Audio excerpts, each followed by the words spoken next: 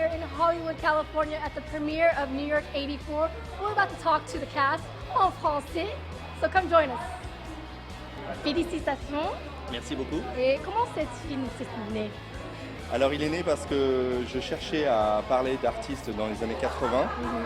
Au début mes recherches sont faites vers San Francisco. Et puis un jour j'ai vu l'exposition de Robert Mapplethorpe à Paris. Et ça m'a replongé dans beaucoup de souvenirs de mon adolescence, les photos, les pochettes de Patti Smith. Et du coup j'ai compris qu'il fallait que je fasse l'histoire à New York. Parce qu'au niveau des images, de la musique et de street art, c'était beaucoup plus proche de moi. Et pas Los Angeles, ici à l'Arena Cinelounge?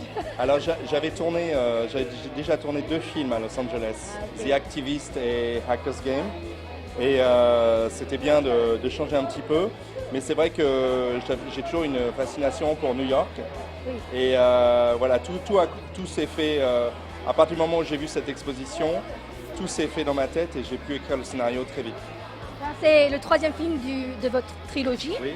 Racontez-nous comment vous êtes venu à la décision d'en faire une trilogie et comment que les 3 films sont connectés.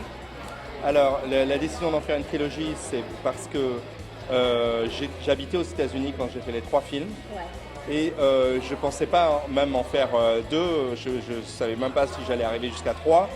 Mais j'avais envie j'adore l'histoire en général et j'aime beaucoup l'histoire américaine. Donc j'avais envie de parler, d'avoir un point de vue européen sur l'histoire américaine et peut-être faire ressortir des sujets qui n'étaient pas dans les films auparavant.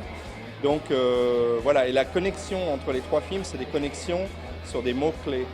C'est-à-dire on retrouve dans les films l'engagement, les livres, les médias, les histoires d'amour, le sacrifice. Donc on retrouve une dizaine de mots-clés dans les 3 films. Donc ils sont connectés plus par le fond que par la forme. Ah ok. Et racontez-nous un peu sur le sujet de ce film, New York 84. Alors ça parle des débuts du sida dans les années 80 à New York. Ouais. Et on suit 3 jeunes artistes, un photographe, une chanteuse et un street artiste. Qui s'amusent beaucoup dans le downtown New York des années 80, très bohème, mais qui tout d'un coup vont être attrapés par la maladie. Et les deux, c'est une sorte de Jules et Jim en fait, et les 2 amis de Kate vont être malades et Kate va devoir continuer à vivre après tout ça. C'est un peu triste et joyeux en même temps. Non, en fait, c'est un vrai drame, mais je ne me suis même pas posé la question. J'ai voulu raconter l'histoire comme ça. Je n'ai pas cherché à penser en termes de comédie ou de drame. C'est juste que c'est une situation, c'est ce que beaucoup de gens ont vécu. Il faut quand même rappeler qu'il y a 35 millions de gens qui sont morts du sida dans le monde.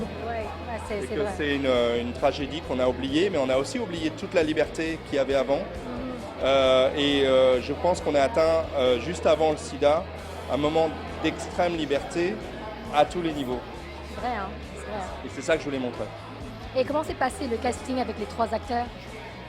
Alors ça a été très étrange parce que j'avais des acteurs qui étaient au départ et pour Kate, Sam Quartin, j'ai toujours été sûr que c'était elle parce que j'avais besoin d'une actrice qui chantait aussi. Okay. Et je voulais ce côté égérie new-yorkaise et c'est ce qu'il y a dans le film. Pour Anton et Keith dans le film, ça a été plus compliqué parce que j'ai fait des changements d'acteurs à la dernière minute et j'ai tellement bien fait mon casting au départ que mes acteurs étaient tellement près des rôles qu'ils n'étaient pas en état de tourner. Ah, okay. Donc j'ai dû changer, même le premier jour de tournage, j'ai dû changer un acteur. Oh, wow. Et ça a été épique, le tournage a été épique. Le stress.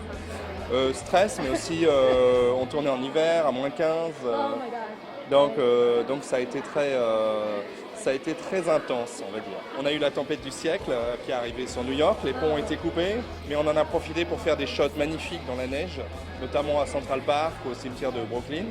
On a eu ces changements d'acteurs, on a eu cette tempête, -15.